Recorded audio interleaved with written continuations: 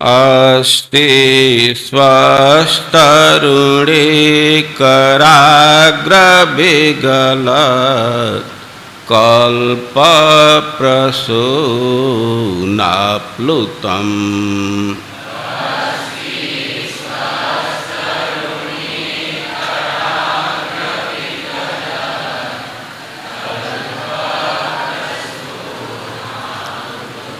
अस्ति स्वस्तरुणीकराग्रविगलत् कल्पप्रसूनाप्लुतम्।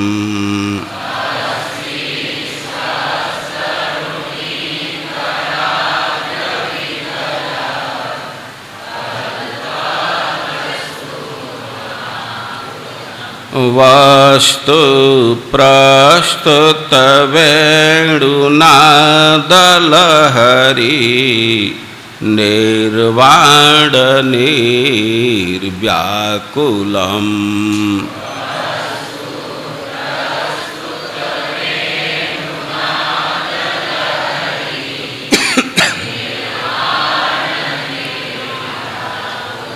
स्रष्टस्रष्टनिबद्धनिविविलसत् गोपीसहस्रावृतम्।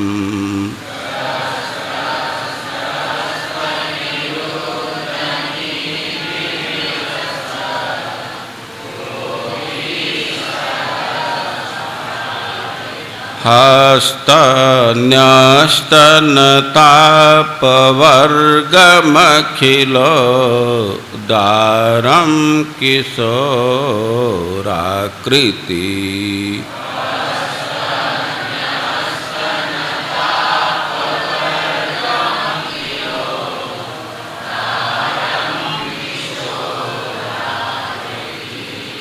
सब लोग साथ में बोलिएगा, ये नहीं मैं कह रहा हूँ कि आगे आगे बोलिएगा।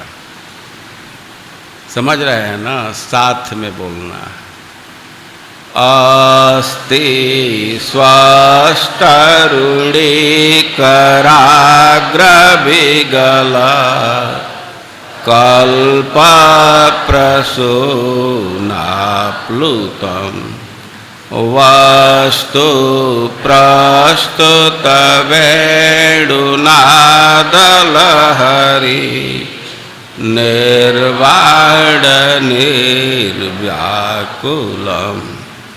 फ्रष्टफ्रष्टनिरोधनिविविलसत् गोपीसहस्रावृतम्।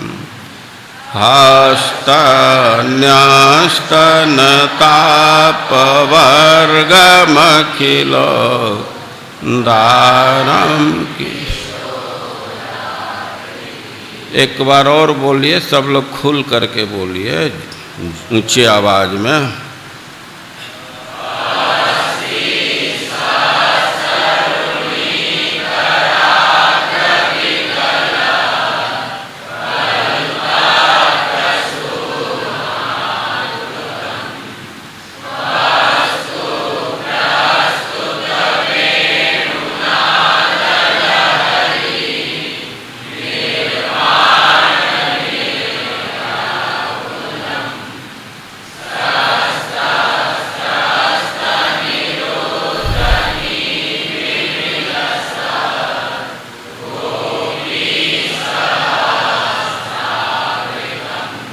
ठीक,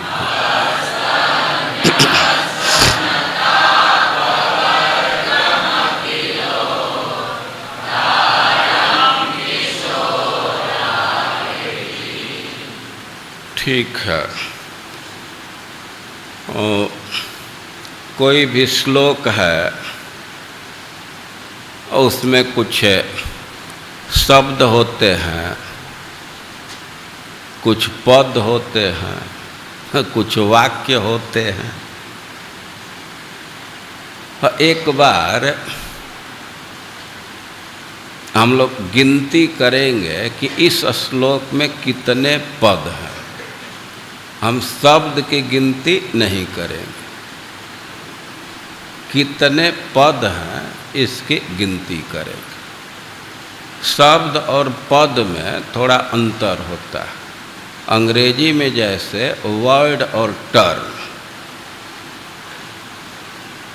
वैसे ही शब्द और पद। अब भिन्नता इस अर्थ में समझ सकते हैं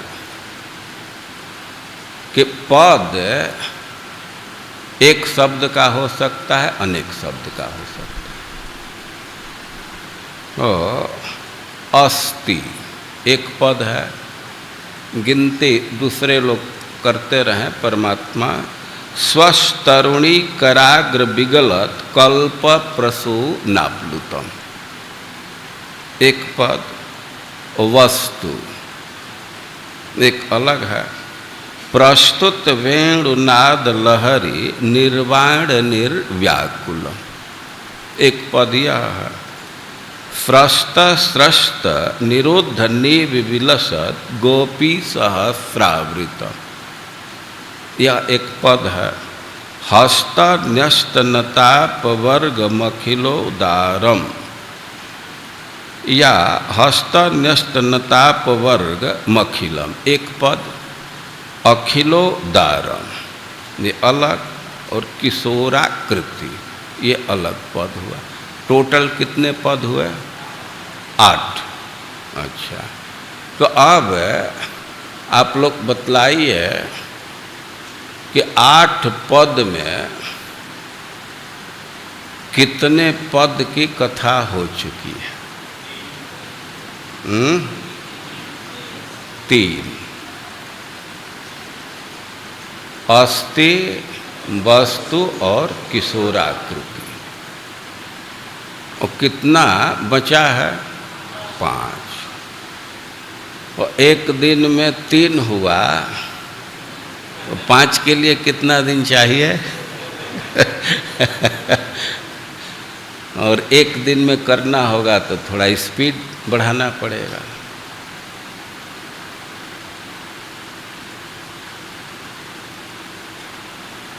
मूल वाक्य है वस्तु अस्ति।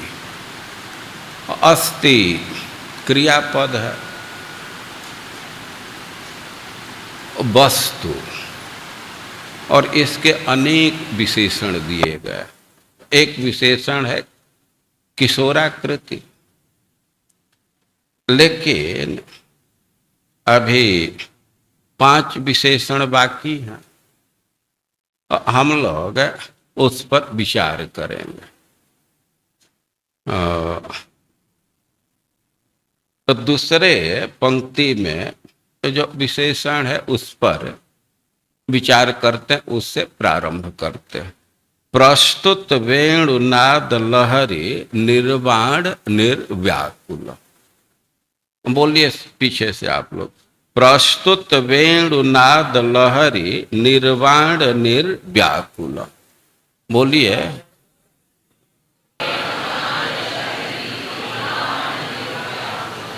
तो एक पद है, अब इसमें गिनती कीजिए कि शब्द कितने हैं।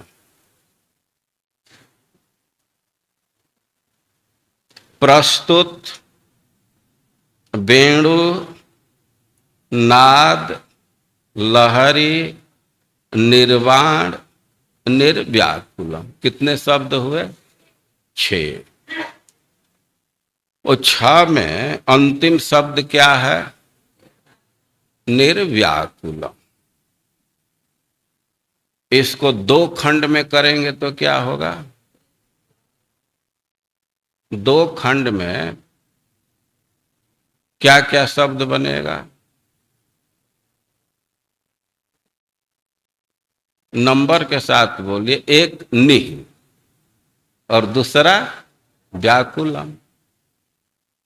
और दोनों एक साथ ही बोल दे तो कुछ तो अंतर दिख नहीं रहा है। तो यह अब गणित समझ रहे हैं ना? इसमें 6 शब्द हैं और 6 का अर्थ जानना पड़ेगा, और इसके बाद उसको मिला मिला करके अर्थ जानना पड़ेगा। प्रस्तुत। कौन अर्थ बतलाएगा? प्रस्तुत मतलब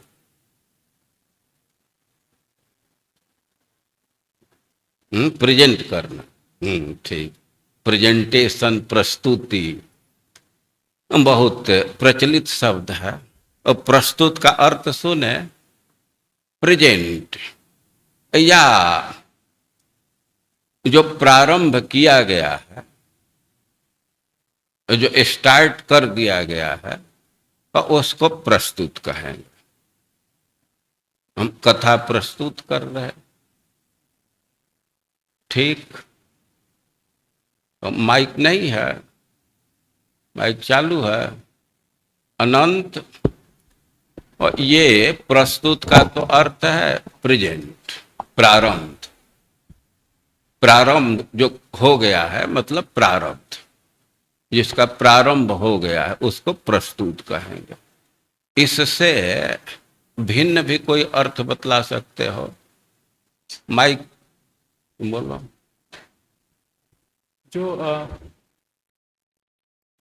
जो प्रस्तुत मतलब जो प्रकट है। प्रस्तुत, इसका भी दो खंड कर सकते हैं, स्तुत और प्र, या और क्रम से तो प्र और स्तुत। स्तुत का क्या अर्थ होगा? स्तुति शब्द जानते हैं? स्तुति मतलब बड़ाई करना, प्रशंसा करना, महिमा गान करना। और स्तुति को ही आप पास्ट पार्टिसिपल रूप में रखें। स्तुति का कार्य पूरा हो गया और उसको कहेंगे स्तुत। जिसकी स्तुति की गई है उसको कहा जाएगा स्तुत। लेकिन इसमें क्या शब्द है? प्रस्तुत। तो स्तुति की गई है ऐसा कहने से तो अधूरा रह जाएगा। प्रकृष्ट रूप से स्तुति की गई है तो उसको कहा जाएगा प्रस्तुत। समझ में आ रहा है? तो प्रस्तुत का दो अर्थ, जो प्रारंभ कर दिया गया, जिसका प्रेजेंटेशन चल रहा है, प्रस्तुति कर रहे हैं, तो उसको प्रस्तुत कहेंगे। और जिसकी खूब स्तुति की गई है उसको प्रस्तुत कहेंगे। क्लियर? अब वेणु, वेणु का अर्थ है, कहेंगे तो सीधा कोई कोई कह देगा बंसी। लेकिन ये बंसी के कई एक भेद बतलाए गए। जैसे आप लोग दुकान पर जाते हैं चावल खरीदने के लिए, तो चावल में भी नाम रखने लगते हैं ना कि ये चाहिए, बासमती चाहिए, कतरनी चाहिए। तो वो चावल ही है, लेकिन चावल में भी थोड़ी भिन्नता है, भेद है। उसको अवांतर भेद कहते हैं, भीतर का भेद है। बंस, ये वेणु बंसी का ही एक प्रकार है। उसकी परिभाषा दी गई है, वेणु किस स्थिति में कहा जाएगा। और नाद, नाद मतलब साउंड, आवाज, नाद ब्रह्म सुनते हैं। और लहरी,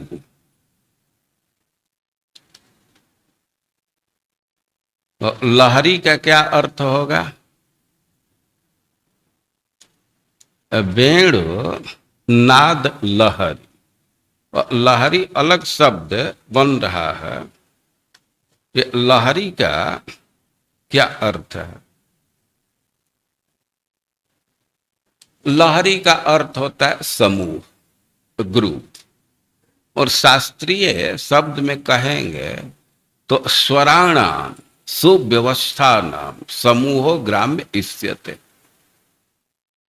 लहरी मतलब ग्राम, ग्रुप, समूह। और संगीत शास्त्र में करें कि स्वर के व्यवस्थित समूह को ग्राम कहते हैं।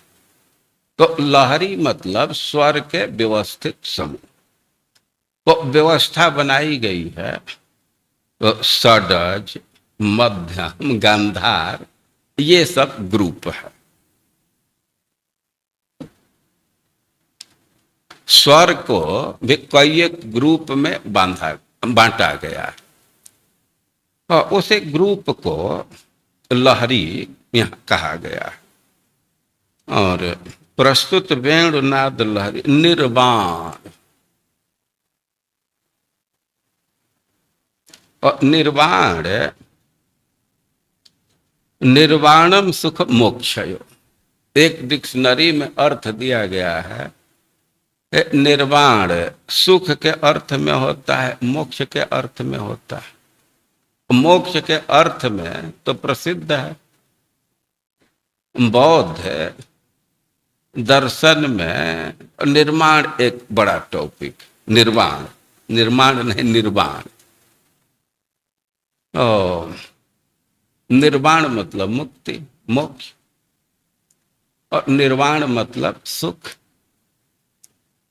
लेकिन दूसरे जगह और अर्थ दिया गया है, निर्वाणम च सुखे मोक्षे मूर्छनायाम च मुक्तके।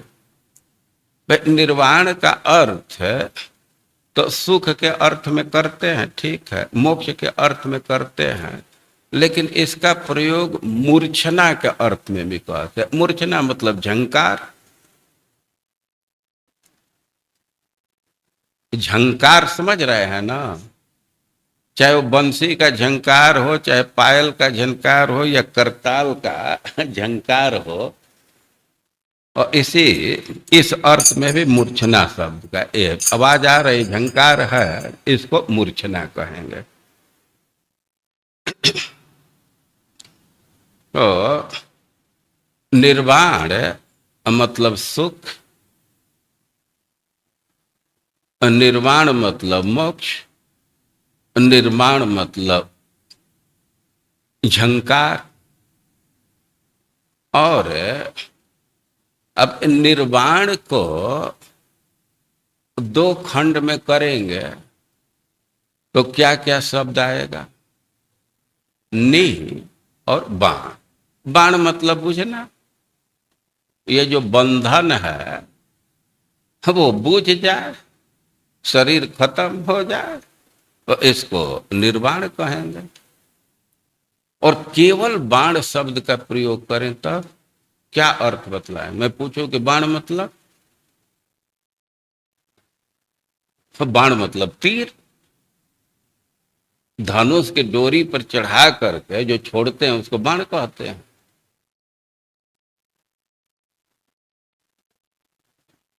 और नि शब्द का प्रयोग विपरीत अर्थ में होता है। रस और नीरस अर्थ समझ रहे हैं? रस जिसमें स्वाद है, और स्वाद से हीन है तो नीरस। अब बाण, बाण का अर्थ है, यह उपलक्षण से इसको समझना चाहिए। उपलक्षण या अलंकारिक भाषा में देखिए, कभी कभी शब्द का प्रयोग दूसरे के लिए कर दिया जाता है। ए रिक्शा, पुकारते हैं। रिक्शा का तो मीनिंग जानते हैं ना, उसी को पुकारते हैं। रिक्शा पुकार रहे, ए रिक्शा, रिक्शा वाले को पुकार रहे। जोर से आवाज लगाते ना, रिक्शा तो सुनेगा नहीं, और रिक्शा वाले को पुकारते हैं। तो बाण का अर्थ है वेधुम योग्य, जिसका वेधन किया जा सके तो उसको बाण कहेंगे। लेकिन निर्बाण कह देंगे तब क्या मतलब हुआ? कि जिसको वेधना कठिन है, नहीं वेधा जा सकता। और ये सब अर्थ है। और निर्व्याकुलम, व्याकुल का अर्थ समझ रहे हैं? व्याकुल मतलब विकलता, और निर्व्याकुल स्थिरता। व्याकुलता का अभाव को निर्व्याकुल कहेंगे। जैसे ये रूम निर्मक्षिक है, तो निर्मक्षिक कहने का मतलब है कि इसमें मक्खी नहीं है। वह नी अभाव के अर्थ में प्रयोग होता है। मक्षी नहीं है और उसको कहा जाएगा निर्मक्षिक। और व्याकुलता का अभाव है, निषेध है, तो उसको कहा जाएगा निर्व्याकुल। लेकिन यही अर्थ तो नहीं होता है। नी लगा देने से तो अर्थ और बढ़ जाता है। व्याकुल मतलब विकर है, निर्व्याकुल मतलब बहुत जो चंचल है, अस्थिर है,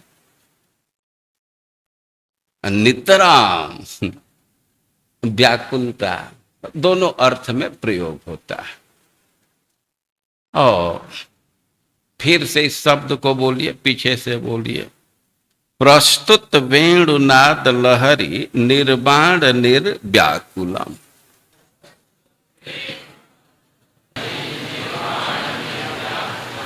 और जो वस्तु का निरूपण कर रहे हैं और उसके विषय में कह रहे हैं कि प्रस्तुत वेणुनाद लहरी निर्वाण निर्व्याकुल। जब बंसी बजाना प्रारंभ करता है तो उसके स्वर मूर्छना से इतना सुख अनुभव करता है कि एकदम स्थिर हो जाता, क्योंकि वो बंसी के आवाज में इतना सुख मिलता है कि उसी सुख में मन बिल्कुल लीन हो जाता है। अब मन लीन हो गया तो कोई व्याकुलता नहीं है, एकदम स्थिर है। हम अर्थ कर रहे थे, वस्तु का अर्थ है कि जो चित्त को आच्छादित कर दे, स्तंभित कर दे। और भाई दूसरे भगवत स्वरूप हैं तो वे भी चित्त को आच्छादित कर देते हैं। जैसे कम से कम दो उदाहरण में दिया कि जब महाभारत के युद्ध में अर्जुन के शत्रु पक्ष में भगवान के मुंह को देख करके अब उसी में स्तब्ध हो जाते थे, और तब तक अर्जुन उनका गला काट देते थे, भगवान के धाम को प्राप्त कर जाते थे। या खर दूषण का उदाहरण दिया, वे भगवान राम को मारने के लिए बड़े उत्साह से गए, लेकिन भगवान पर दृष्टि पड़ी तो जो लीडर था वही कहने लगा कि ये मारने लायक नहीं है। अरे हम तो बहुत बहुत लोगों को देखे लेकिन ऐसा सुंदर रूप नहीं देखा। पूरी सेना स्तंभित हो गई। तो क्या उन्हीं सब भगवत स्वरूप के यहां वर्णन है? ना,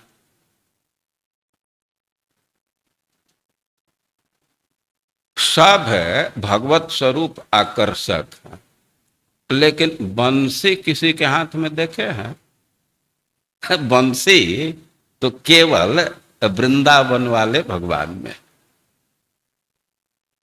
तो इस वस्तु का परिचय दे रहे हैं कि प्रस्तुत वेणुनाद लहरी निर्वाण निर्व्याकुलम। जब बंसी बजाना प्रारंभ करते हैं और उसके आवाज में मूर्छना में इतना सुख मिलता है, मूर्छना से इतना सुख मिलता है कि मन उसी में लीन हो जाता है, इसलिए वे निर्व्याकुल हो जाते, स्थिर हो जाते, एकदम स्थिर हैं। या निर्व्याकुलम का अर्थ यह भी किया जा सकता है कि व्याकुल। व्याकुल कैसे? देखिए अलग अलग ढंग है। कितने लोग वो मृदंग बजाते हैं तो स्थिर होकर के नहीं बजाते हैं। वो जैसे जैसे आवाज है तो वैसे उनका शरीर भी हिलता है। तो मृदंग बजाने में तो ऐसा कम होता है, लेकिन किसी को बंसी बजाते हुए देखे होंगे तो उसका भौहा और इधर के अंग स्थिर नहीं रहते हैं। और जैसे जैसे बंसी की आवाज है तो उसके अनुसार ये भ्रू नर्तन और इधर बहुत स्पंदन होता है।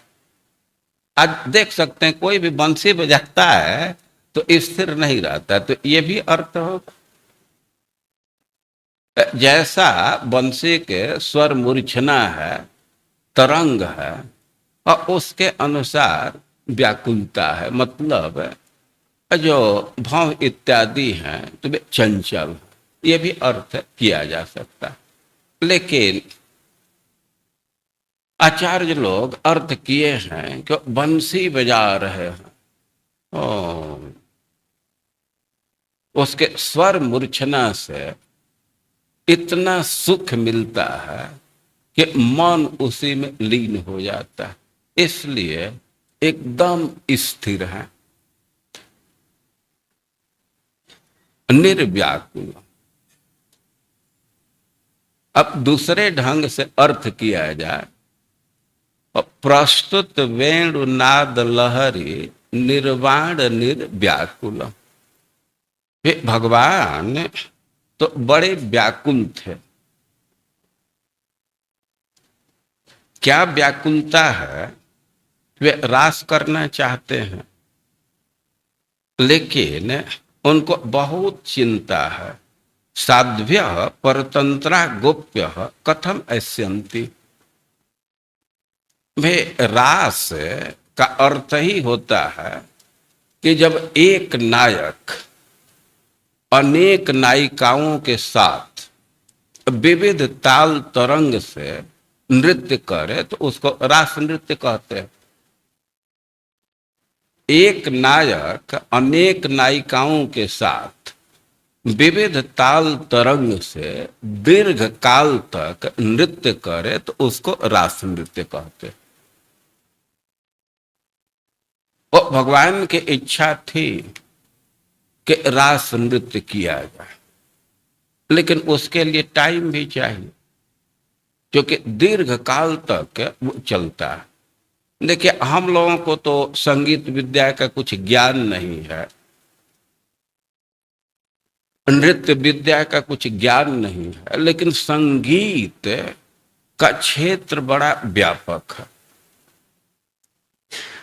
बनारस कई एक क्षेत्र में प्रसिद्ध है, तो संगीत के क्षेत्र में भी उसकी प्रसिद्धि है। और वहां एक ध्रुपद मेला होता था। और एक बार हम लोगों के हॉस्टल के बगल में तुलसी घाट पर और संकट मोचन के महंत जी आयोजित किए। तो हम लोगों को तो टिन टन केवल एक रस सुनाई देता था, लेकिन जो उसके रसिक हैं तो वो लोग बहुत दूर दूर से भाड़ा लगा करके रूम ठीक करके और रात भर उसका आस्वादन करते थे। ध्रुपद मेला होता था और बहुत देर तक भगवान के सामने तो समस्या लग रही थी कि भाई ये परफॉर्मेंस तो 8-10 घंटा 12 घंटा में होने वाला नहीं। तो भगवान के इच्छा को देख करके सारी रात्रियां उपस्थित हो गए। श्लोक पढ़ते हैं ना, भगवान पिता रात्रि, ये बहुवचन का प्रयोग किया गया। ता रात्रि, ता रात्रि बहुवचन है, और इसका आशय है कि भगवान की इच्छा देख करके कि एक रात्रि में तो इनका परफॉर्मेंस पूरा नहीं होगा, नृत्य पूरा नहीं होगा, तो अनेक रात्रियां उपस्थित हो गई। जब अनेक रात्रियों को देखे तो भगवान बंसी बजाए कि हाँ, अब टाइम की कमी नहीं है, अब सफिशिएंट हो गया। लेकिन अभी तो नायिकाओं की जरूरत है। और और भगवान विचार कर रहे हैं कि एक तो जो ब्रज के गोपी हैं वे साध्वी हैं, उस साध्वी स्त्री और ऐसे ही किसी पुरुष के पास नहीं चली जाती है, तो साध्वी हैं और परतंत्र हैं। एक तो उनके अपने चेतना का बंधन है और परिवार का भी बंधन है। तो गोप्या कथम एस्यन्ति, गोपियां कैसी आएंगी? गोपियों का परिचय दिया गया है कि जार चित्त उच्च गिरी। गोपियों का जो चित्त है तो ऊंचे पर्वत के समान स्थिर है। वे पर्वत डोलता नहीं है, स्थिर है। तो गोपियों का चित्त भी एकदम स्थिर है। और उच्च गिरी, उच्च गिरी, गिरी कह देते तो उससे भी काम चल जाता, पर्वत स्थिर होता है। लेकिन चैतन्य चरितामृत में उच्च गिरी कहने का आशय यह है कि केवल उनका चित्त स्थिर नहीं है, इसकी ख्याति भी है। देखिए कोई कोई चीज है, कितना हो ढक करके रखिए उसका गंध फैल जाता है। कस्तूरी को ढक करके भी रखिए फिर भी उसका गंध फैल जाता है। और उसी तरह ये जो पातिव्रत्य धर्म है, और कोई स्त्री पतिव्रता है तो इसका ख्यापन तो नहीं करती है, प्रचार तो नहीं करती है, लेकिन वो पता चल जाता है, उसके सतीत्व का प्रचार हो जाता है। तो इस अर्थ में उच्च गिरी कह रहे हैं। जैसे पर्वत ऊंचा है, ऊंचा पर्वत है तो कई एक लोग उसको दूर से देख लेते हैं। और गोपियां साध्वी हैं, पतिव्रता हैं, सती हैं, तो बिल्कुल स्थापित बात थी। वो सब लोग इस बात को जानते थे और इसीलिए गोपियों के चित्त को कह रहे हैं कि उच्च गिरी। और भगवान व्याकुल थे कि कैसे कथम व रासो भवेत व्याकुल। तो गोपियों के चित्त को प्रभावित कर देना यही कठिन कार्य। लेकिन भगवान ट्राई मारे, वेणु बजाए। अब वेणु बजाए तो उनको सफलता मिल गई। वो तो वेणु बजा रहे थे तब तक उनको पायल की आवाज सुनाई दे, रुंझुन रुंझुन। तब समझ गए कि गोपियां तो अब पहुंच गई, नजदीक आ गए। तो निर्व्याकुलम, एकदम अब निश्चिंत हो गए कि अब रास किया जा सकता है। तो इस अर्थ में इसको कह रहे हैं कि प्रस्तुत वेणुनाद लहरी निर्वाण निर्व्याकुल। जब तक बंसी वादन नहीं किए थे कई एक तरह की व्याकुलता थी कि कैसे रासलीला होगा। लेकिन अब वेणु वादन किए तो इसके प्रभाव से गोपियां दौड़ करके आई। दौड़ करके आ रही हैं तो उनके नुपुर का या कांची जो कमर में बांधते उसमें भी कुछ किंकड़ी होता है। अब उसकी आवाज सुने तब उनको लगा कि हमारा बंसी वादन तो सफल हो गया, अब सफलता मिली, इसलिए अब एकदम निश्चिंत है।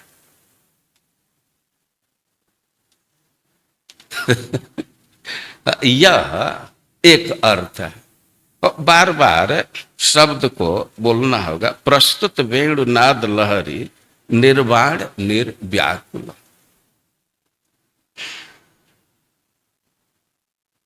ये तो एक धारा है।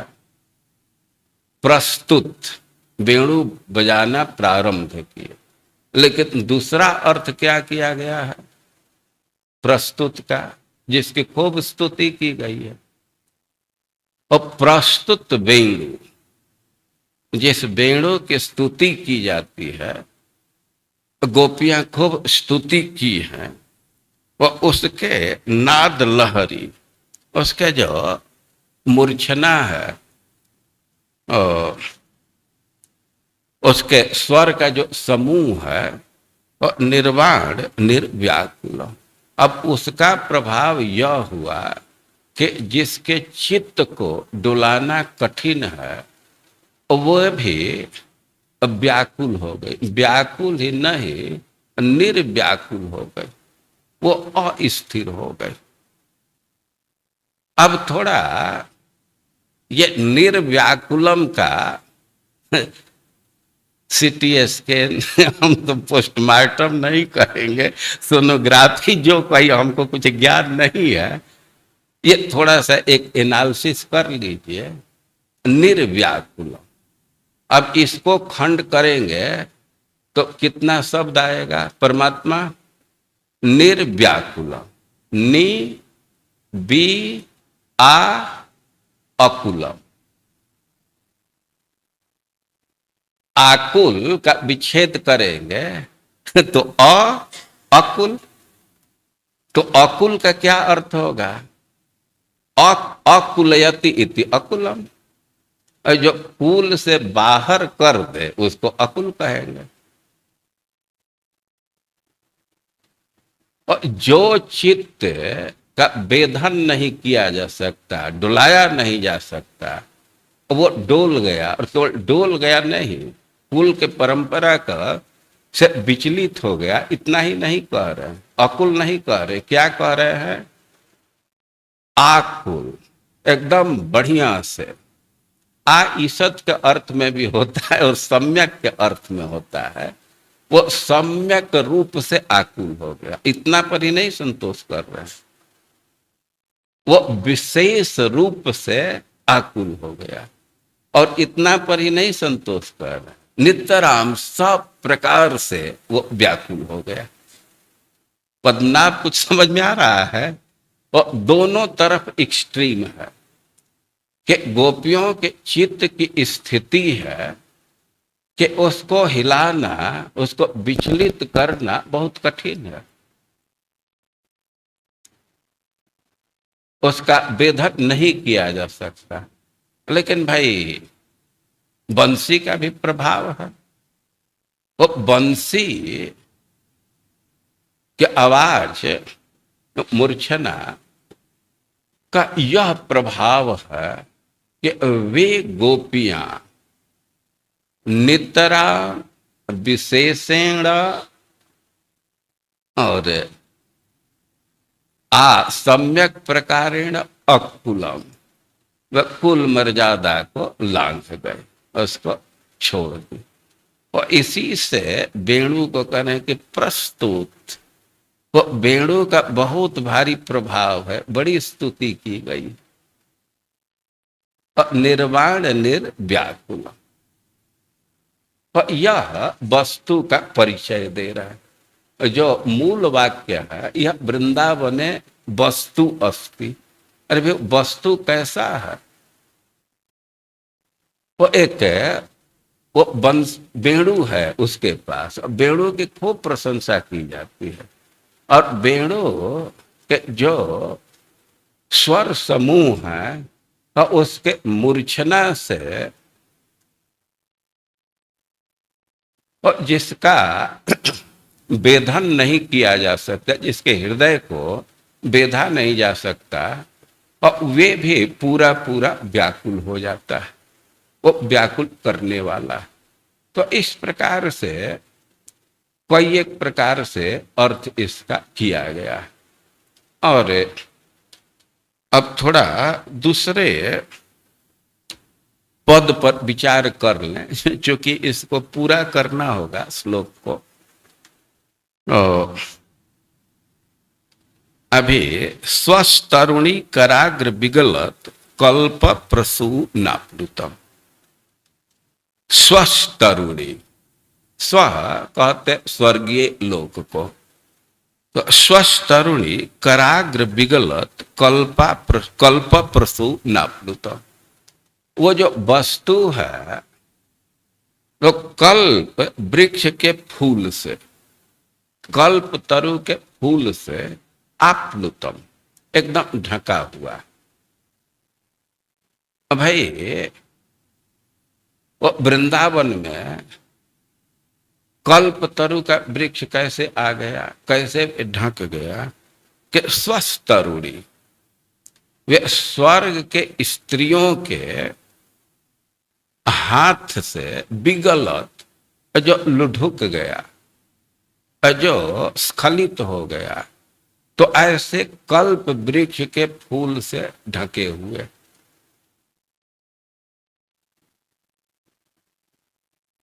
तो भगवान के बंसी वादन से स्वर्ग की स्त्रियां भी प्रभावित हो गई। उसकी आवाज स्वर्ग तक पहुंची।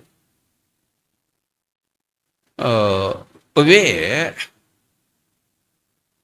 उपवन में फूल इकट्ठा कर रही थी। स्वर्ग में तो बहुत फूल है, और वे फूल लेकर के चली। कह रहे डायरेक्ट कृष्ण का आलिंगन न मिले तो परंपरा से भी स्पर्श हो जाए,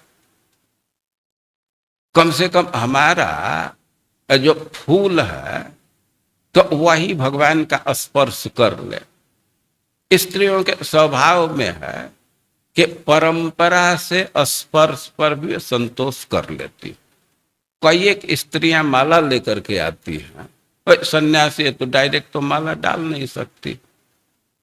अब दूसरा कोई भी माला डाल देता है तो उनको संतोष हो जाता है।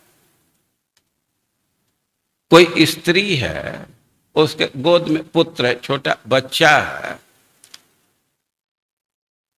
तो वो अपने बच्चे को पति के गोद में दे देती है, उसी से उनको संतोष हो जाता है। ऐसा सत्य है ना। तो अब स्वर्ग की स्त्रियां हैं और उनको तो पता है कि डायरेक्ट स्पर्श तो कठिन है, फूल लेकर के चली। लेकिन अब भगवान का रूप देखिए, वो फूल उनकी स्मृति खत्म। हाथ से फूल पकड़े हैं, यह स्मृति खत्म। कराग्र विगलत, वो फूल वहीं से लुढ़क गया। तो ऊपर से आ रही हैं और फूल हाथ से छूट गया तो भगवान के पास पहुंच गया। या भगवान कृपालु हैं, सबके मनोभाव का प्रति उत्तर देते हैं, और स्त्रियां और फूल को भूल गई। वे तो नहीं चढ़ा पाई, लेकिन भगवान कृपालु उसको अपने से स्वीकार कर ली, उसको स्वीकार कर लिए, ले लिए। तो कई एक स्त्रियां आई हैं, बहुत बहुत फूल है, तो कह रहे हैं कि आप तो बिल्कुल ढके हुए। हम लोग कई एक बड़े बड़े संतों को देखे हैं कि उनको कोई स्पृहा नहीं है माला की, लेकिन देखे हैं कि कभी कभी छोटा बच्चा, अब उसकी माँ पिता भेजते हैं माला पहनाओ, वो अपना ट्राई मारता है, लेकिन महाराज के गले तक तो उसका हाथ ही नहीं जा रहा। तो हम देखे हैं बड़े बड़े संतों को कि उसके प्रयास को देख करके वो माला को लेकर के खुद अपने से गले में डाल देते हैं। अब ब्रज में कई एक संतों को देखे, वो बच्चा प्रयास कर रहा है, अब उसका हाथ तो नहीं पहुंच रहा, तो खुद ही उसको स्वीकार कर लेते हैं। और भगवान ने भी स्वर्ग के स्त्रियों के भावना का सम्मान कर रहे हैं। उनके हाथ से तो फूल लुढ़क गया, वे अपना शुद्ध बुद्धि खोए। भगवान को देखते ही उनको अपने वस्त्र का ही कंट्रोल नहीं है, वस्त्र एक खिसक जाता है। अब फूल खिसक जाए तो इसके विषय में क्या आश्चर्य है। तो विगलत, कराग्र विगलत, वो चढ़ाई नहीं है, उनके हाथ से फूल विगलत लुढ़क गया है, स्खलित हो गया है, और वैसे फूल से ढके हुए। भगवान का यह स्वरूप, यह माधुर्य, यह आकर्षण है। श्रीमद् भागवतम में लिखा गया है, जब नागलोक में नाग कन्याएं संकर्षण देव की पूजा के लिए चलती, ठीक से इसको देख लीजिएगा, हमारी धारणा इधर उधर हो सकती है। संकर्षण स्वरूप भी है, पंचम स्कंद में इसका वर्णन है।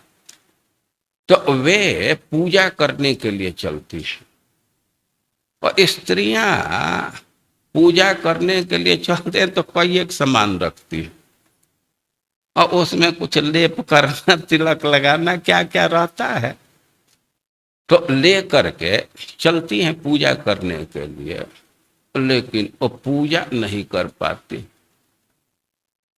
लज्जा में पड़ जाते हैं। लज्जा में क्यों पड़ जाते हैं? असदृश यो प्रतिभाति माया क्षीबे व माध्वा सत्ताम्र लोचन नौनाग बद्धोरण ईश्रेरिया तत्पादय स्पर्शन धर्षतेन्द्रिया। हमें ठीक से श्लोक है नहीं याद है, मेन बात यह है यत पादयो स्पर्शन धर्षतेन्द्रिया, वो पूजा करने चलती है, अब भगवान के चरण में सुगंधि का लेप करती है, भगवान के चरण का स्पर्श हो जाता है, तो ऐसे तो देखने में लगते हैं कि संकर्षण देव तो एकदम पी करके डाउन है, वो नशा में है, आंखों में घूर्णन है, लेकिन असदृश प्रतिभाति, जिनको वास्तविक दृष्टि नहीं प्राप्त है तो उन्हीं को ऐसा अनुभव होता है। वास्तव में परम मधुर है, परम आकर्षक है।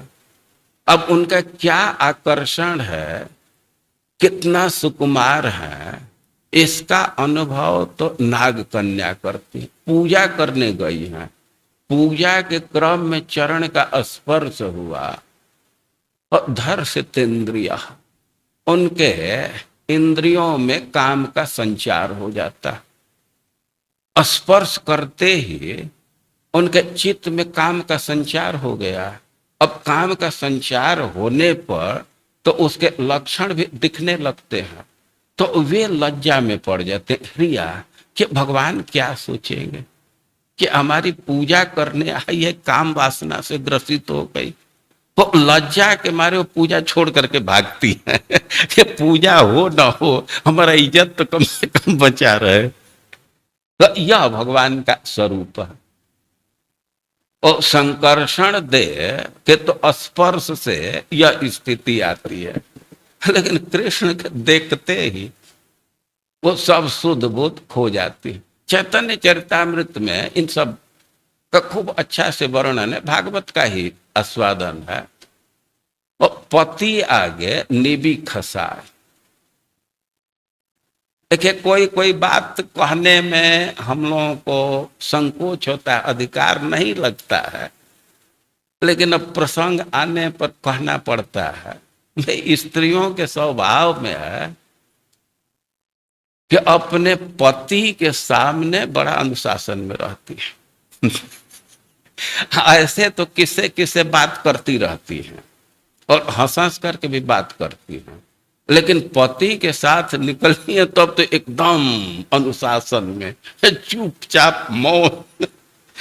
तो स्वर्ग स्त्रियां आती हैं पति के साथ विमान में बैठ करके कृष्ण के दर्शन के लिए, और दर्शन करने से बंसी की ध्वनि सुनने से पति आगे निबी खिसा, उनका निबी बंधन, कमर के बंधन ढीला हो जाता है, वस्त्र खुल जाता है, वे बहुत बड़ा लज्जा अनुभव करते हैं कि पति हमारे क्या सोचेंगे कि हमारे सामने ही इसमें किसी दूसरे के प्रति आकर्षण है, काम वासना उदित हो गया। तो यह ब्रज के गोपियों के दुर्दशा है या कृष्ण का ऐसा व्यवहार है। अरे इस संसार में काम वासना व्यक्ति में जगता है, कोई एक परिवर्तन शरीर में हो जाता है, लेकिन ऐसा नहीं देखा जाता है कि कमर का बंधन ही खुल जाए, ऐसा तो नहीं देखा जाता है।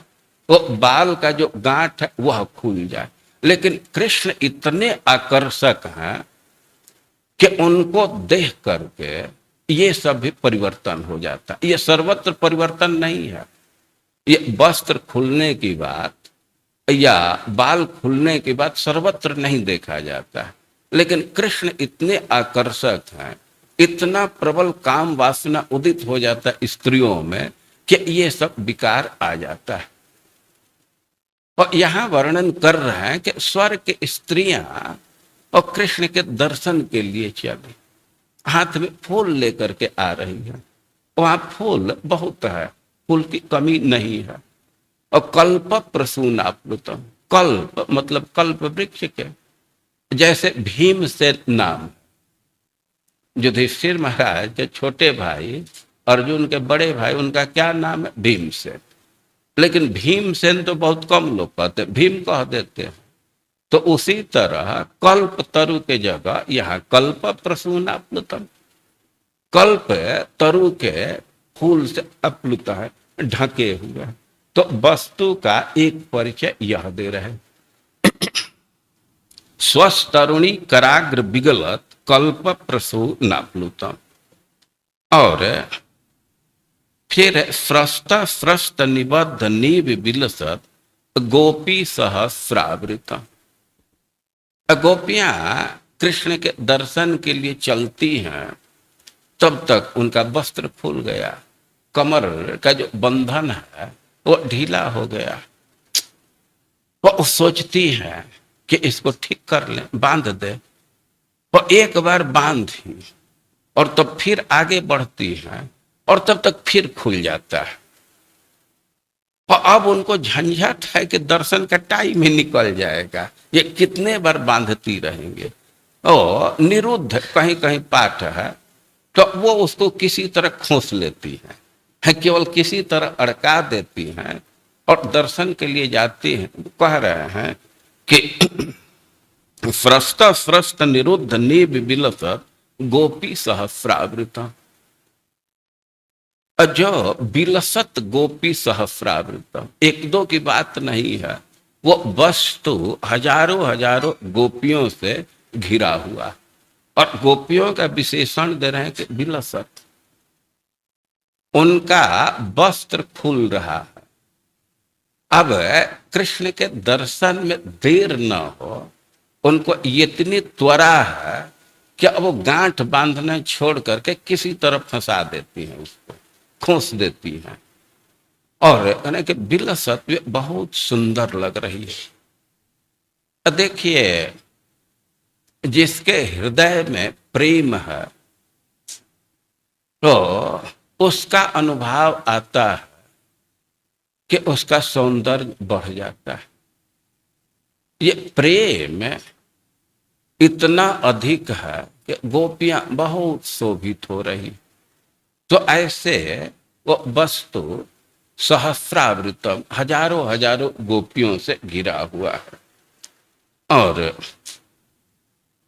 एक बात कह रहे हैं कि हस्त न्यस्त नताप वर्ग, उस वस्तु की विशेषता है कि जो भी उनके नत है, सरेंडर्ड सोल है, जो उनके समर्पित हैं, तो उनके लिए अपवर्ग को, मोक्ष को हाथ में रखते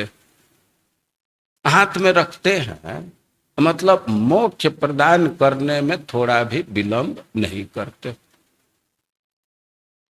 देखिए, स्वभाव में अलग अलग होता है, स्वभाव अलग अलग है।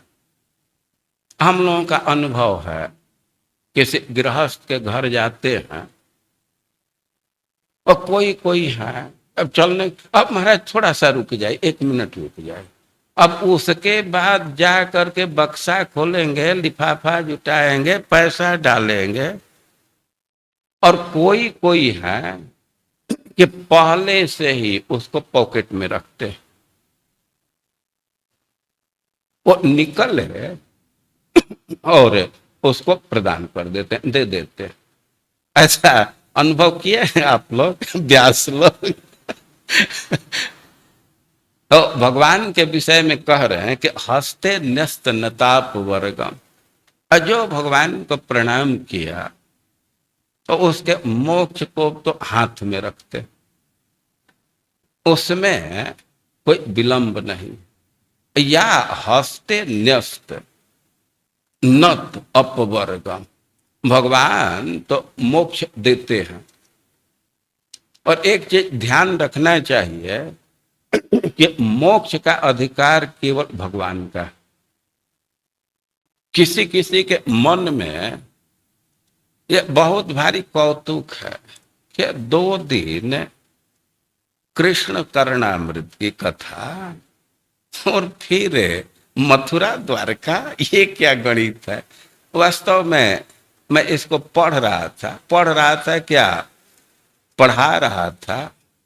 और हस्ते न्यस्त नताप वर्ग मखिलो, हस्ते न्यस्त नताप वर्ग, भगवान वो अपने नतात्मा को समर्पित प्राणी के मुक्ति को तो हाथ में रखते हैं, विलंब नहीं करते।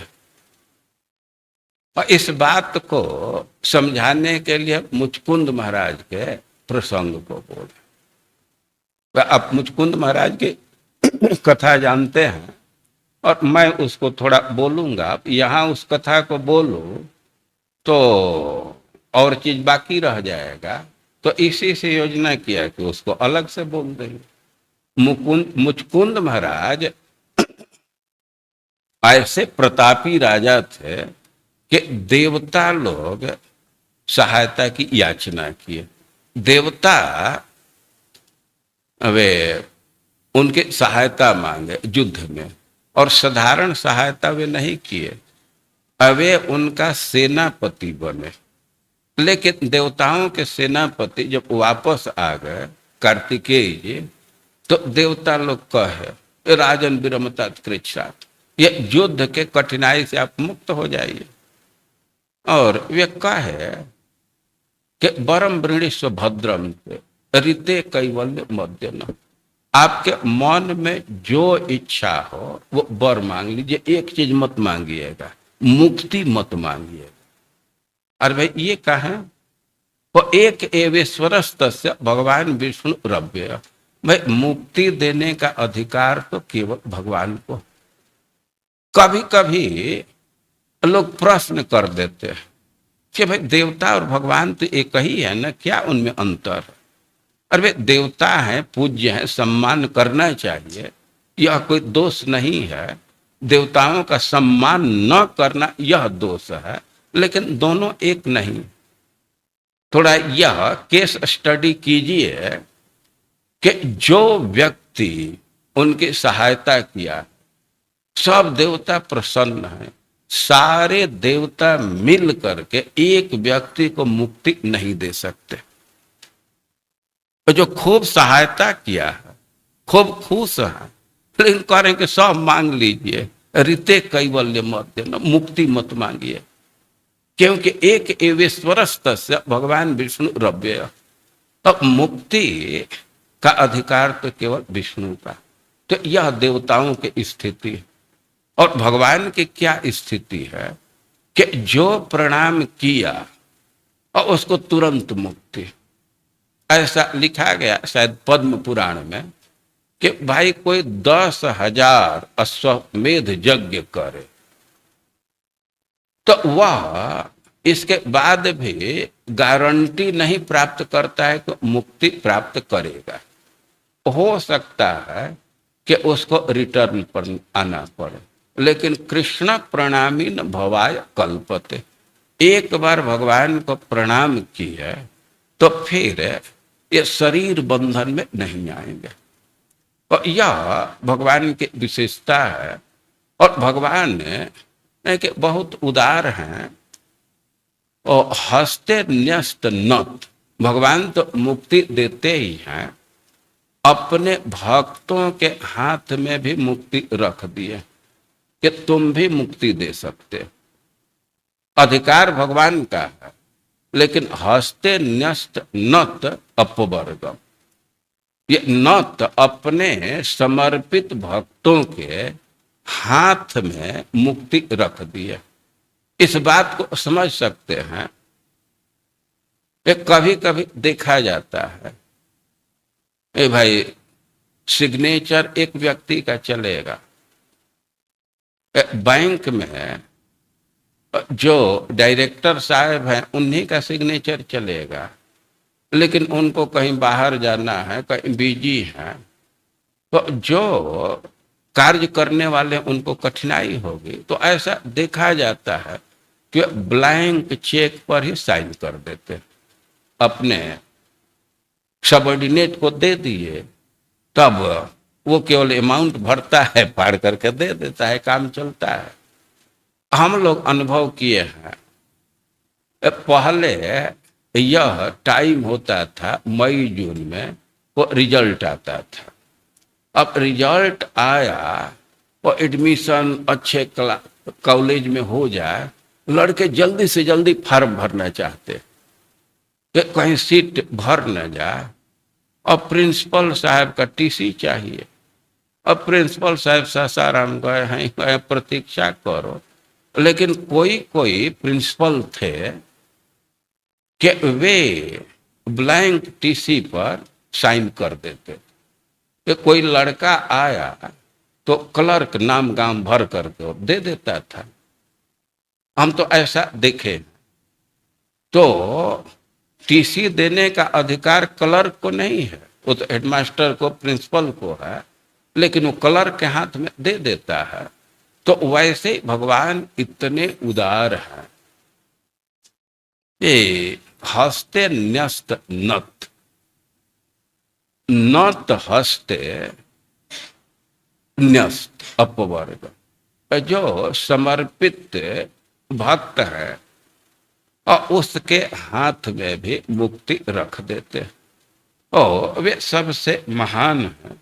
अखिल अखिलेश उदारम, अखिल उदारम। अब भगवत स्वरूप पर भी विचार किया जाए या उदारता के क्षेत्र में विचार किया जाए, तो यह जो वस्तु है सबसे उदार है। मुक्ति को अपने अधीनस्थ के हाथ में रख दिया। और एक विशेषण दे रहे, किशोराकृति, उसकी आकृति किशोर है। तो ऐसे इस श्लोक का अर्थ है। एक बार पीछे से फिर से आप लोग बोलिए, पीछे से बोलिए।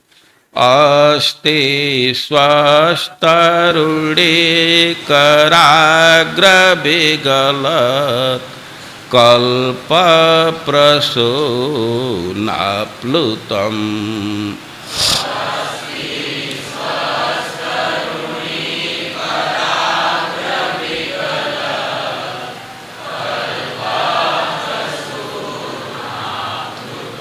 वस्तु प्रस्तुत वेणुनादलहरी निर्वाण निर्व्याकुलम्।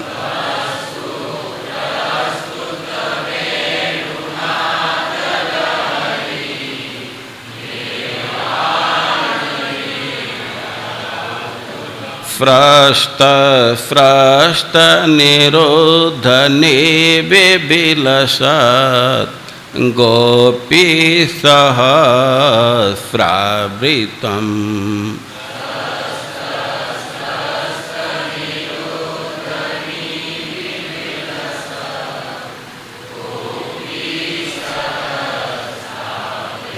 हस्तन्यस्तनतापवर्गमखिल दारं किशोराकृति।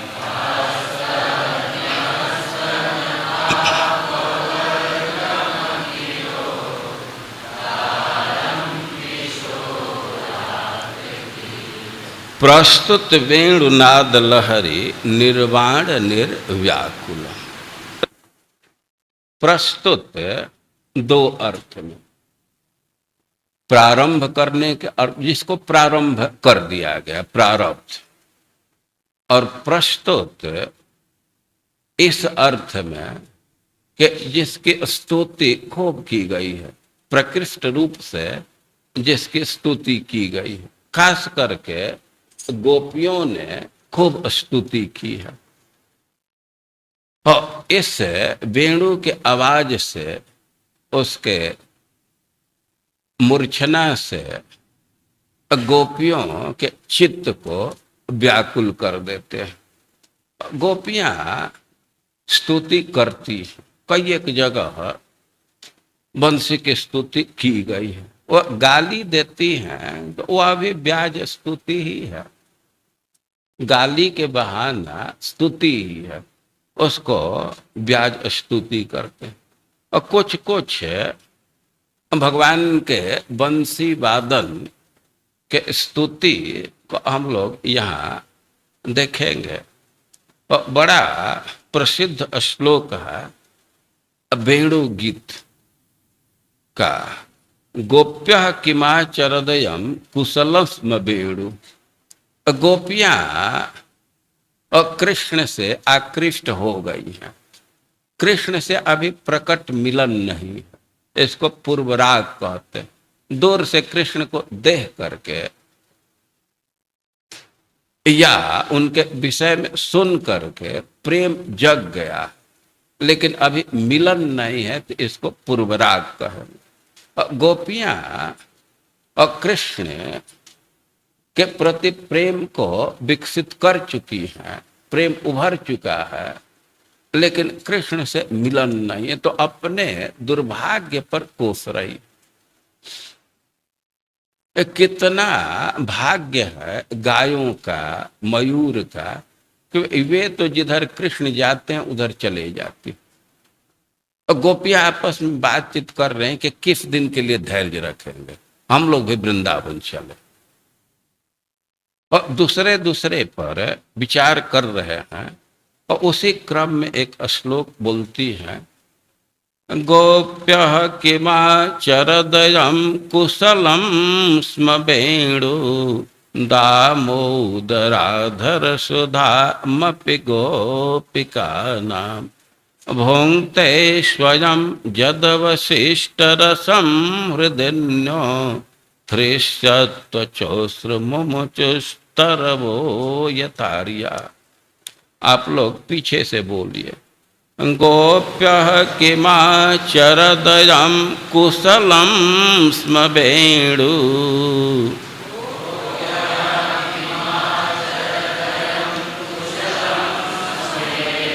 गोप्य किमाचरदयम कुशलम स्म वेणु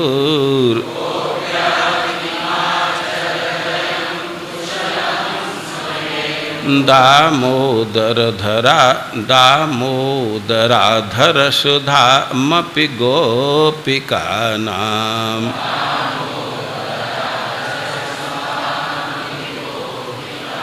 भुङ्क्ते स्वयं यदवशिष्टरसं हृदिन्यो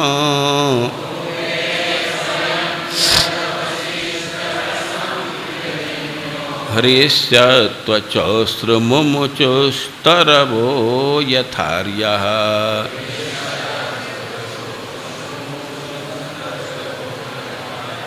गोप्यः किमाचरदयं कुशलं स्म वेणु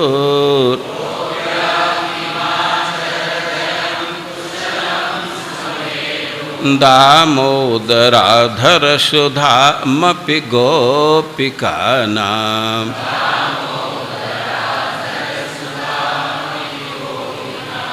भुङ्क्ते स्वयं यदवशिष्टरसं हृदिन्यो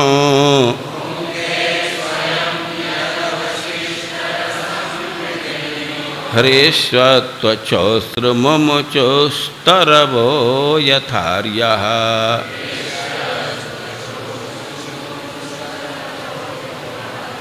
हृष्यत्वचोस्रमुमुचुस्तरवो यथार्यः।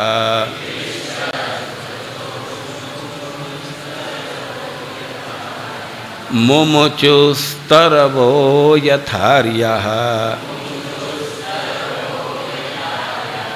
हृष्यत्वचोस्रमुमुचुस्तरवो यथार्यः।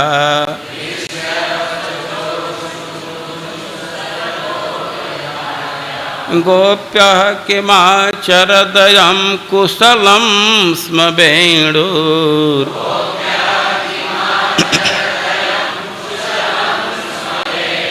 दामोदराधर सुधामपि गोपिकानां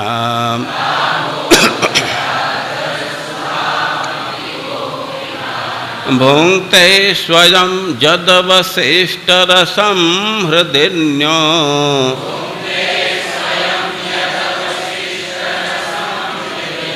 ह्रीष्वत्वचोश्रुमुमुचुस्तरवो यथार्यः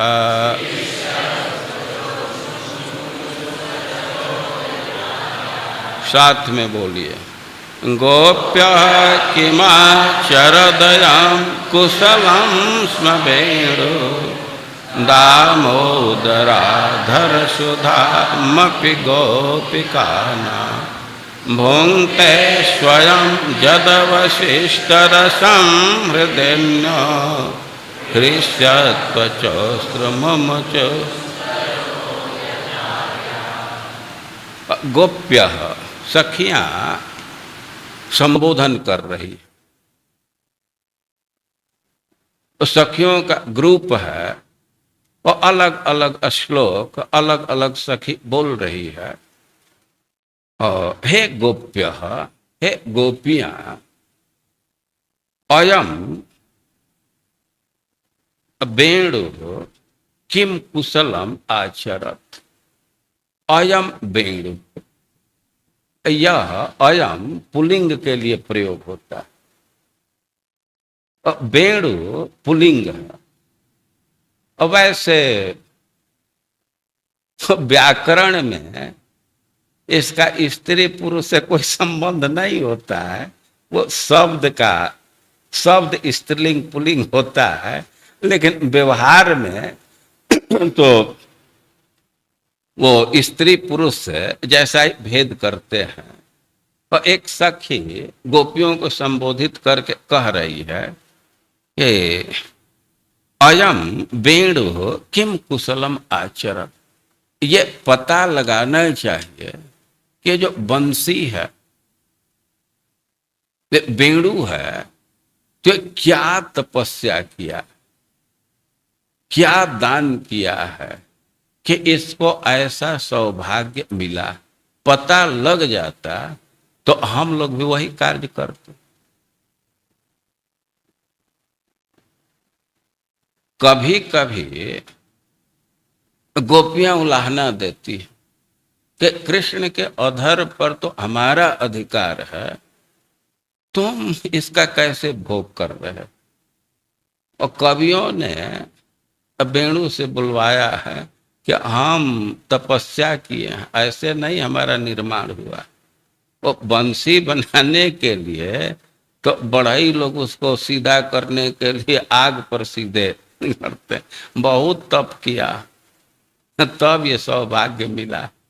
और गोपियां वो कौतुक है, क्या तपस्या किया, क्या कुशलता किया, शुभ कर्म किया है कि इसको दामोदर के अधर सुधा के पान का सौभाग्य मिला। हम लोगों को तो जी भर करके देखने को भी नहीं मिलता। और यह इतना सौभाग्यशाली है कि भूंगते स्वयं यदवशिष्ट रसम, वो हमेशा कृष्ण के अधरामृत का पान करता रहता है। इसका अधिकार नहीं है। अपि गोपिका ना, उस पर अधिकार तो गोपी का है, लेकिन इसका पता नहीं इसको कहां से सुविधा मिल गई, कौन प्रदान कर दिया, किस पुण्य का प्रताप है कि जो गोपियों के अधिकार क्षेत्र का चीज है उसका ये पान करता है।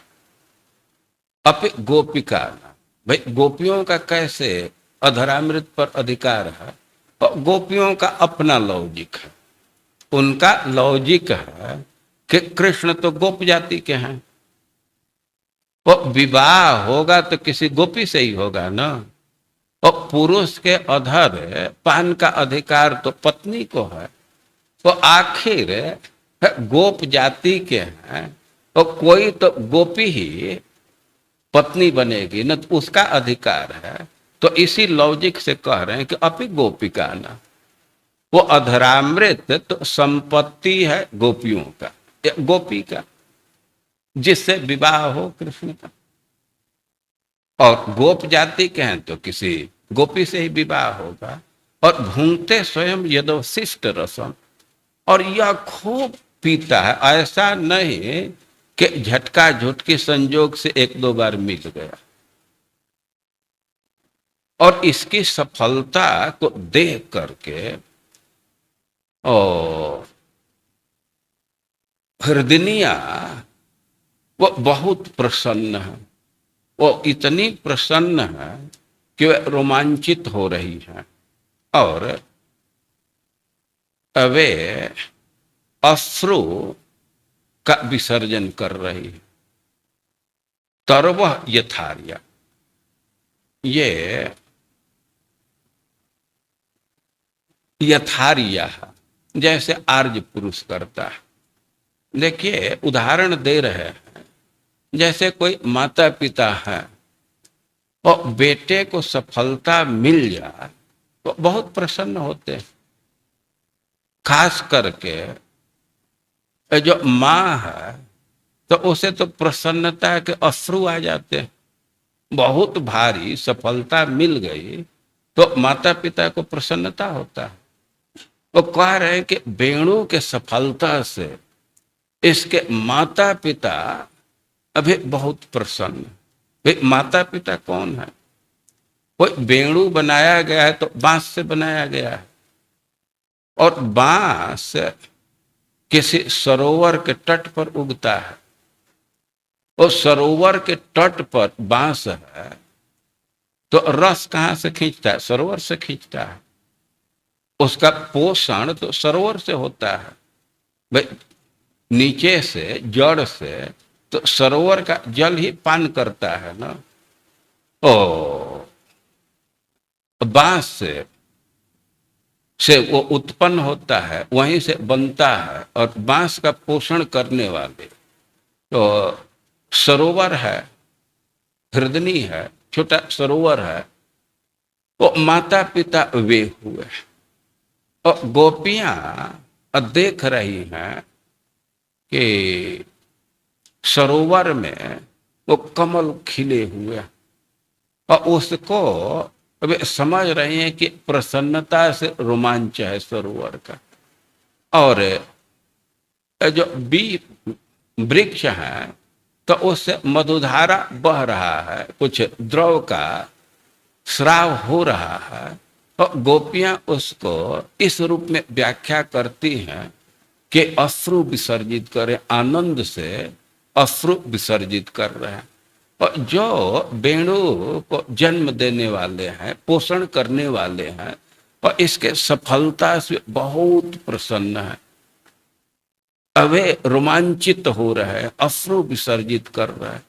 तो वेणु का कितना भारी सौभाग्य है कि पुरुष जाति का भी हो करके और गोपियों के अधिकार क्षेत्र का कृष्ण के अधरामृत का पान कर रहा है। गोपियां वेणु की प्रशंसा कर रही।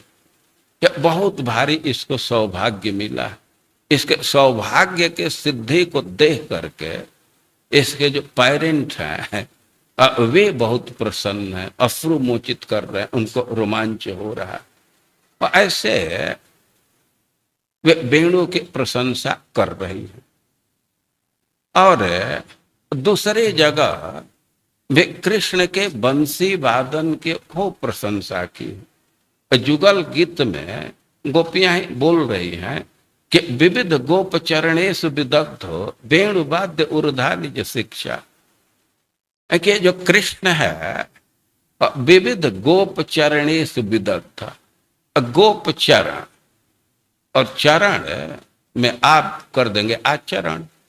तो जो हम लोग आचरण समझते हैं वही चरण है। चरण और आचरण में कोई बहुत अंतर नहीं, सेम शब्द है। और कहें कि विविध गोप चरणेश विदग्ध, जो गोप का व्यवहार होता है, आचरण होता है, तो इसमें कृष्ण बहुत दक्ष है। भाई कोई गोप है और उससे कुछ अपेक्षा है। गाय कैसे बांधी जाएगी? गाय बांधना है तो उसमें भी कुछ कुछ योग्यता की जरूरत पड़ती है। गाय को छानना है तो कौन पैर छाना जाएगा, दाहिना बायां, ये सब गणित जोड़ना पड़ता है। या गाय को कैसे खिलाना है, उनके क्या आवश्यकता है, कैसे उनके औषधि प्रदान करना है, तो ये सब गोपचरण है, गोप आचरण है, गोप का व्यवहार है। देखिए, विविध गोपचरणेषु विदग्ध, कृष्ण एक ग्वाले का जो व्यवहार होना चाहिए तो उसमें बहुत विदग्ध है, बहुत दक्ष है। और वेणु वाद्य ऊर्धा निज शिक्षा, और वेणु बजाने में वो बहुत दक्ष है और कई एक प्रकार से वेणु वादन करता है, और कहीं सीखा नहीं है, निज शिक्षा, वो कहीं से ट्रेनिंग नहीं लिया है, अपने से बजाता है, लेकिन बहुत बहुत ढंग से वेणु बजाता है। तब सुतः सती जदाधर बिंबे दत्त वेणु हृदय स्वर जाति। अब यशोदा जी को संबोधित करके कह रही हैं कि आपका बेटा जब अधर पर रह करके वेणु वादन करता है, स्वर निकालता है, तो सवनस तदुपधार सुरेशा शक्र सर्व परमेष्ट पुरोगा कवय आनत कंदर चित्ता कश्मलम ययुर निश्चित तत्व तत्व। तो बार बार सुबह के टाइम बजाता है, संध्या के टाइम बजाता है, और उसको सुन करके, उस पर विचार करके, जो बड़े बड़े देवता हैं, श्रेष्ठ देवता हैं, अब मुख्य रूप से इंद्र, शिव जी और ब्रह्मा जी, सारे देवताओं की बात कह रही हैं, लेकिन लीडर हैं ब्रह्मा जी, शिव जी और इंद्र। ये जो देवताओं में लीडर हैं, मुख्य हैं, तो खुद ही वाद्य शिक्षा में बहुत एक्सपर्ट है। शिव जी डमरू बड़ा अच्छा से बजाते हैं, इंद्र मृदंग बजाते हैं, ब्रह्मा जी बीड़ा बजाते हैं, और ये लोग बहुत दक्ष है। लेकिन कृष्ण जब बंसी बजाते हैं, कश्मलम ययु अनिश्चित तत्व। अब ये लोग खुद बड़े कलाकार हैं, लेकिन कृष्ण के बंसी ध्वनि को सुन करके मुग्ध हो जाते, आनत कंधर चित्ता। उसके सम्मान में, उसके गुण से अब उनका मन और शरीर दोनों झुक जाता है, वे विस्मय में पड़ जाते हैं, और विचार करने पर भी उसका वे विश्लेषण नहीं कर पाते, उसके तत्व को नहीं समझ पाते। और कृष्ण बहुत अच्छा से बंसी बजाते हैं। जो वाद्य विद्या के आचार्य हैं, जानकार हैं, अब वे लोग भी कृष्ण के बंसी वादन का जजमेंट नहीं कर पाते, अब वे उससे मुग्ध हो जाते। और एक गोपियां कृष्ण के बंसी के विषय में, उनके बंसी वादन के विषय में बहुत बहुत बात कही। इन्हीं श्रीमद् भागवतम के वचन को कवि लोग और स्पष्ट रूप में बोले हैं। सूरदास जी एक पद लिखे हैं, और उसमें कह रहे हैं कि गोपियों की वाणी है, बांसुरी विदेहूं ते परवीन। गोपियां कह रही हैं कि जो बंसी है तो यह तो ब्रह्मा जी से भी ऊपर है,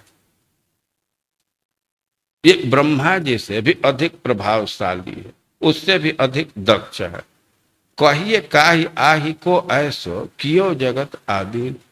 ये समझ में नहीं आता है, थोड़ा बतलाइए ना कि इसमें क्या विशेषता है। बंसी ऐसा कौन आचरण किया है कि सारे संसार को अपने अधीन कर लिया। चारि बदन उपदेश विधाता थापि थिरचर नीति। और ब्रह्मा जी तो चार बदन से संविधान बना करके और इस संसार में स्थापना किए हैं कि कौन स्थिर रहेगा और कौन चलेगा। वे जड़ चेतन का विधान किए हैं। कोई कोई पदार्थ, कोई कोई व्यक्ति है कि वे स्थिर नहीं रहते। जैसे नदी है तो कभी स्थिर नहीं है, बहती रहती है। और कोई कोई बिल्कुल स्थिर है, जैसे पर्वत इत्यादि, वो एक रस पड़े रहते हैं। कि ये सब व्यवस्था ब्रह्मा जी की है। चारि बदन उपदेश विधाता, थापी फिरचर नीति। वे पॉलिसी बतलाए हैं कि कौन स्थिर रहेगा और कौन जंगम रहेगा। तो 8 बदन गरजती गरबीली, क्यों चलिए यह रीत। लेकिन बंसी तो 8 बदन से उपदेश देती रहती है, व्यवस्था देती रहती है। तो ब्रह्मा जी का रीत कैसे चलेगा। तो ब्रह्मा की व्यवस्था बदल जाता है। ब्रह्मा वो एक एक चीज को निर्धारित किए, उनको 4 मुख है और उनकी कार्य गति तीव्र है। तो स्थापित किए कि नदी का पानी बहता रहेगा, पर्वत स्थिर रहेगा, पत्थर पिघलेगा नहीं। लेकिन गोपियां कहते हैं कि ब्रह्मा की व्यवस्था कैसे काम करेगा। वो तो 4 बदन से बोल रहे हैं और यह उसके विरोध में तो 8 बदन से हकड़ती रहती है, बोलती रहती है। वे बंसी में 8 छिद्र है, तो उसी से आवाज निकलती है ना। और गोपियों का अपना लॉजिक है। 8 बदन गरजती गरबीली, क्यों चलिए यारी। विपुल विभूति लही चतुरानन, एक कमल करिथान। ब्रह्मा जी का जन्म हुआ कमल पर, वही उनका स्थान है। और उनको विपुल विभूति लही चतुरानन, उनको बहुत बड़ा ऐश्वर्य की प्राप्ति है, बहुत बड़ा पद प्राप्त है। अब ब्रह्मा जी के पद के विषय में ब्रह्मा जी खुद कहें सर्व नमस्कृत, सर्व नमस्कृत। वो ब्रह्मा जी के पद का सब सम्मान करते हैं, सब उसको महत्व देते हैं। तो ब्रह्मा जी को ये पद मिला, एक कमल पर आसन करके वे तपस्या की। आप कथा सुनते हैं श्रीमद् भागवतम में कि ब्रह्मा जी जब प्रकट हुए तो उनको कुछ पता नहीं चल रहा था कि हम कहाँ से आए हैं, क्या करना है।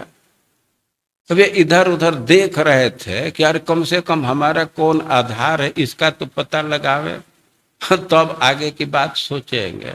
लेकिन उनको कुछ पता नहीं चला। तब तक आवाज सुने, तप तप। और ब्रह्मा जी की श्रद्धा थी, वे तपस्या में लग गए। कोई कोई प्रश्न करते क्या तपस्या किए। भाई मन को एकाग्र कर लिए, यही तपस्या। समाहित धिया। हम लोग तो इधर उधर सोचते रहते हैं, मोबाइल में देखते रहते हैं क्या क्या। ब्रह्मा जी वो अपने मन को एकदम एकाग्र कर दिए, समाधि में हो गए, यही तपस्या है। वो भगवान उनको दर्शन दिए, उनको सब चीज बतलाए। और गोपियां कह रही हैं कि वे एक कमल पर स्थान प्राप्त करके विपुल विभूति लही चतुरान, हरिकर कमल जुगल पर बैठे बाढ़ो यह अभिमान। भाई गोपियां वन से क्यों बदल रहा है ब्रह्मा जी का नियम। वो कहे कि इसको अभिमान हो गया। ब्रह्मा जी को तो एक कमल का आसन मिला था, हमको तो 2 कमल का आसन दिए है भगवान। भगवान का जो हाथ है वो ये कमल है। तो बंसी बजाने में तो दोनों हाथ का उपयोग रहता है कि बंसी को तो 2 कमल का स्थान मिला, इसी से इसका अभिमान बढ़ा। एक बेर श्रीपति के सिखाए उन आयो गुरु ज्ञान, याके तो नंद लाल लाड़ी लो लगे रहो नित्यकाल। और ब्रह्मा जी और बंसी के अंतर को स्पष्ट कर रही। वे ब्रह्मा जी को तो भगवान उपदेश दिए और नारायण भगवान उपदेश दिए, श्रीपति उपदेश दिए और 4 श्लोक में उपदेश दे दिए। बहुत तो नहीं बोले।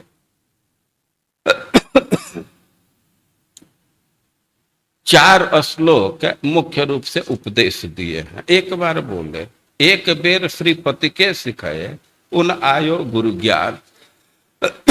और उपदेश से ब्रह्मा जी को इतना ज्ञान हो गया कि सबके ऊपर हो गए, गुरु हो गए। लेकिन बंसी की क्या स्थिति है, याके तो नंदलाल लाड़ी लो लगो रहत नित कान।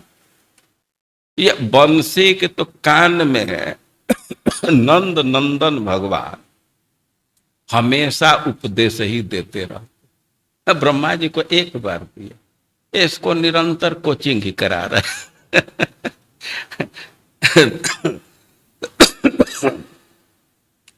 एक मराल पीठ आरोहण विधि भय प्रबल प्रशंस। ब्रह्मा जी का सवारी है हंस, तो हंस पर सवार हुआ एक हंस पर, और उनके बहुत प्रशंसा होती है, बहुत महत्व है। इन तो सकल विमान किए गोपी जनमानस हन।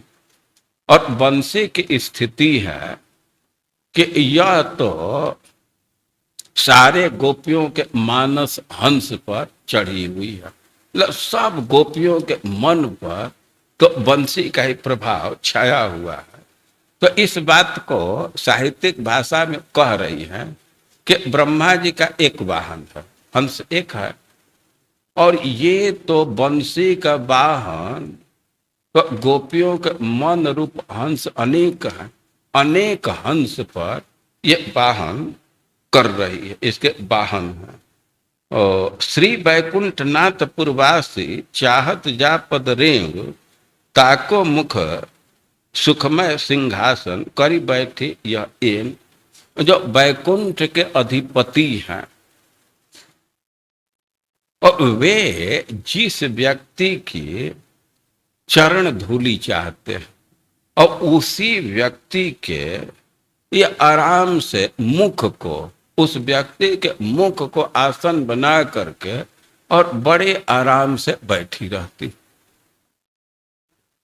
वैकुंठ पति भी वृंदावन बिहारी भगवान के चरण रेणु की उपासना करते हैं, इच्छा रखते हैं, और वे जिस व्यक्ति का चरण रेणु चाहते हैं और बंसी उसी व्यक्ति के मुख पर अपना आसन जमा करके बैठी, तो इसका तो स्थान उससे ऊपर है। अधर सुधा पी कुल व्रत टारो नहीं सिखा नहीं ताक। के कृष्ण के अधरामृत का पान करके यह इतना प्रमत्त हो गए कि कुल के व्रत का पालन नहीं करती। अधर सुधा पे कुलव्रत टारो नहीं सिखा नहीं ताक। न शिखा धारण करता है वेणु और न जनेऊ है। अरे भाई कोई संस्कारी परिवार से आया है, हिंदू जाति का है तो शिखा धारण करता है, जनेऊ धारण करता है, लेकिन ये तो अधरामृत पी करके इतना मतवाली हो गई कि ये सब भी नहीं। तदपि सूर्य या नंद सुवन को या ही से अनुराग। कोई आचरण सदाचार नहीं है, शिखा और जनेऊ भी नहीं है, लेकिन इसका भाग्य कितना बड़ा है कि कृष्ण इसी से प्रेम करते हैं। बहुत भारी अनुराग है, कभी इसको छोड़ते ही नहीं। गोपियां बंसी की प्रशंसा कर रही, वेणु की प्रशंसा कर रही, बहुत अच्छा ये प्रशंसा है। बांसुरी विधि हूँ ते परवीन। बांसुरी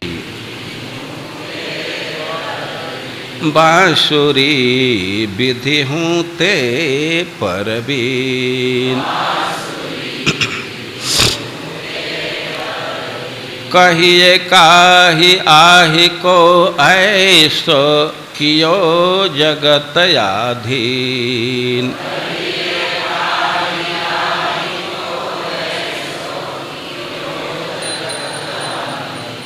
कहिए काहि आहि को ऐसो कियो जगत आधीन।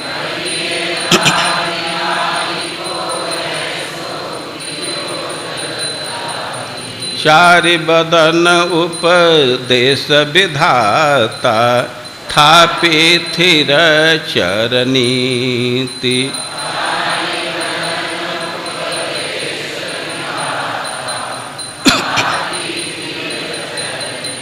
चारि बदन उपदेश विधाता थापि थिर चरनीति।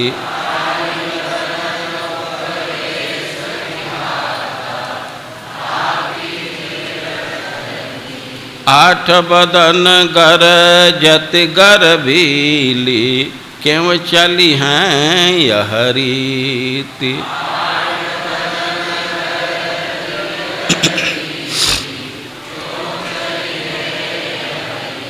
विपुल विभूति लही चतुरानन एक कमल करिथान।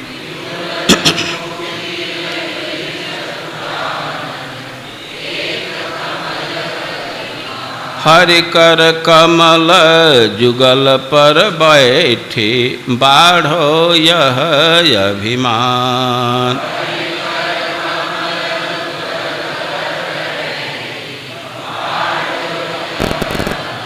एक बेर श्रीपति के सिखये उन आयो गुरु ज्ञान।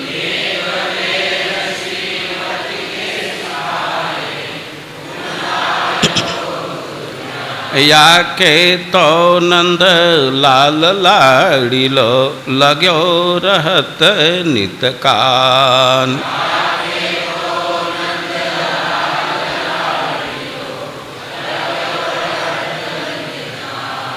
या के तो नंद लाल लाड़िलो लाग्यो रहत नित कान।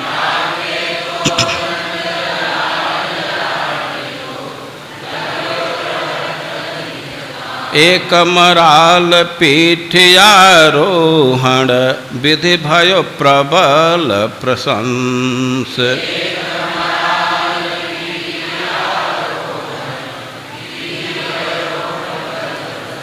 इन तो सकल विमान किए गोपी जन मानस हंस।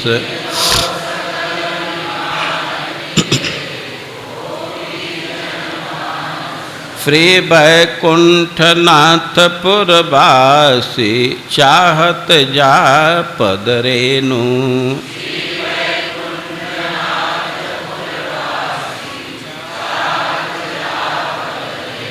श्री वैकुंठ नाथ पुरवासी चाहत जा पद रेनु।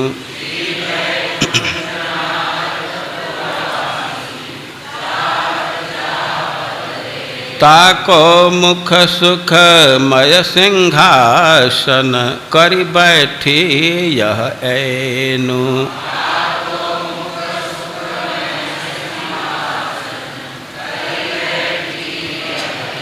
ताको मुख सुखमय सिंहासन करि बैठी यह ऐनु।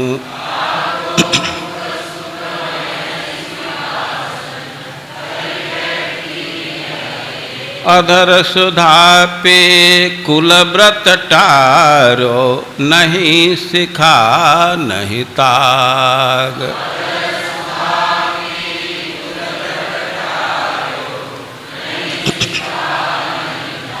तदपि सूरया नंद सुवन को याहि सोय अनुराग।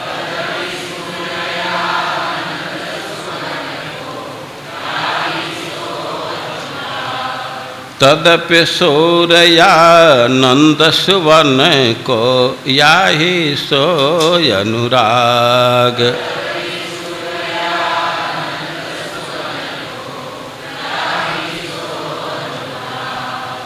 और इस श्लोक में वस्तु का एक परिचय दिया जा रहा है कि प्रस्तुत वेणुनाद लहरी निर्वाण निर्व्याकुलम।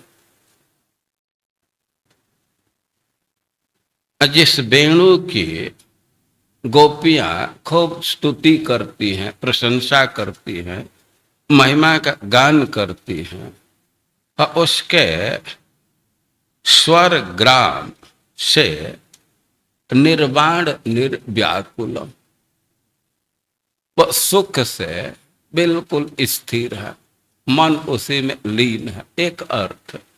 या निर्वाण निर्व्याकुलम, यह बंसी के स्वर ग्राम से वे गोपियों को व्याकुलित कर देते हैं, बिल्कुल चंचल कर देते हैं। और जिनके चित्त को चंचल करना अति कठिन है, जिसका वेधन करना अति कठिन है, निर्वाण, वे गोपियां भी अत्यधिक चंचल हो जाती, व्याकुल हो जाती, अपने वंशी ध्वनि से गोपियों को व्याकुल कर देते हैं। और कृष्ण का परिचय दे रहे हैं। हम लोग प्रारंभ में सुने कि बिलोमंगल ठाकुर वृंदावन के तरफ जा रहे, बड़ी उत्कंठा के साथ जा रहे, बड़ी तेजी से जा रहे हैं। कोई प्रश्न कर दिया कि क्यों इतना तेजी से जा रहे, क्यों उत्कंठा, वृंदावन में क्या? और उसका उत्तर दिए, वस्तु अस्ति, वस्तु। अरे वस्तु है, कैसा वस्तु है, कुछ और बतलाइए। तो उस वस्तु का स्पष्टीकरण दे रहे हैं, और इसको हम लोग समझने का प्रयास कर रहे हैं।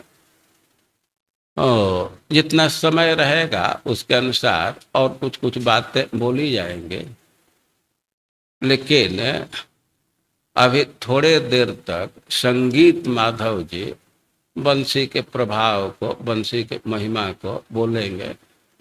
वो माइक जो स्टैंड वाला है वो नहीं हो तो यहाँ ये ले जा करके उनके साइज से खड़ा या पकड़ करके वो बोल सकते हैं। संगीत माधव जी खड़े हो जाइए।